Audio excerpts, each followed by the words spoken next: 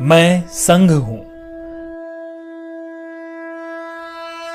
आज मैंने 96 वर्ष का सफर तय कर लिया है और 97 वर्ष में प्रवेश कर रहा हूं। वर्ष 2025 को मैं 100 वर्ष का हो जाऊंगा। वर्ष 1925 में विजयादशमी के दिन नागपुर में डॉक्टर केशव राव बलिराम हेडगेवार जी ने मुझे संघ रूपी जिस बीज के रूप में रोपा था, तब किसी ने भी नहीं सोचा होगा कि मैं एक वट वृक्ष बन जाऊंगा। आज इस वट वृक्ष की कई शाखाएं राष्ट्र निर्माण कार्य में लगी हुई हैं। संघ के प्रथम सरसंघ चालक हेडगेवार जी ने अपने घर पर 17 लोगों के साथ गोष्ठी में मेरे गठन की योजना बनाई थी। इस बैठक में हेडगेवार जी के साथ विश्वनाथ केलकर, भावजी कावरे, अण्णा साहने, बालाजी हुद्दार, बापूराव भेदी आदि लोग मौजूद थे। मेरा क्या नाम होगा, क्या कार्य होंगे, सब कुछ समय के साथ धीरे धीरे तय होता गया। उस वक्त हिंदुओं को सिर्फ संगठित करने का विचार था। यहां तक कि संघ का नामकरण राष्ट्रीय स्वयं सेवक संघ भी 17 अप्रैल 1926 को तय हुआ। इसी दिन हेडगेवार जी को सर्वसम्मति से संघ प्रमुख चुना गया, लेकिन सरसंघ चालक वे नवंबर 1929 में बनाए गए। मेरे नाम के अस्तित्व में आने से पहले 3 नामों पर विचार मंथन हुआ, जो थे राष्ट्रीय स्वयं सेवक संघ, जरीपटका मंडल और भारतोद्वारक मंडल, जिसके लिए बाकायदा वोटिंग भी हुई। नाम विचार के लिए बैठक में मौजूद 26 सदस्यों में से 20 सदस्यों ने राष्ट्रीय स्वयं सेवक संघ को अपना मत दिया, जिसके बाद मैं यानी आरएसएस अस्तित्व में आया। पिछले कई दशकों से लगातार देश के कोने कोने में संघ की शाखाएं लग रही हैं।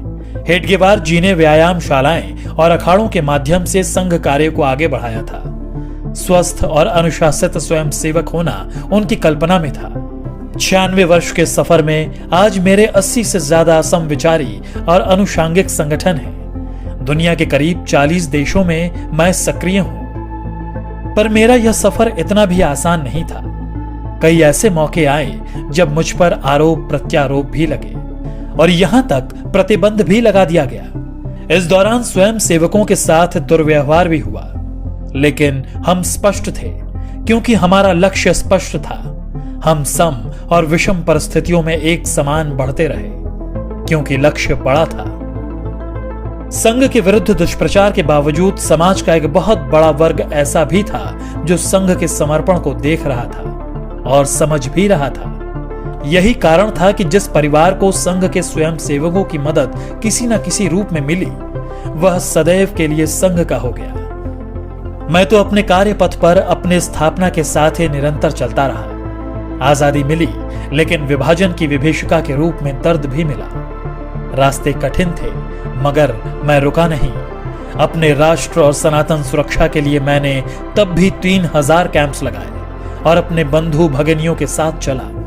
वर्ष 1962 में जब चीन ने धोखे से देश पर हमला कर दिया, तब मेरे परिवार के स्वयं सेवकों ने बखूबी अपना राज्य धर्म निभाया और जान पर खेलकर सरहदी इलाकों में रसद पहुंचाने में सेना की मदद की। इससे प्रभावित होकर तत्कालीन प्रधानमंत्री नेहरू ने 1963 में गणतंत्र दिवस की परेड में संघ को आमंत्रित किया।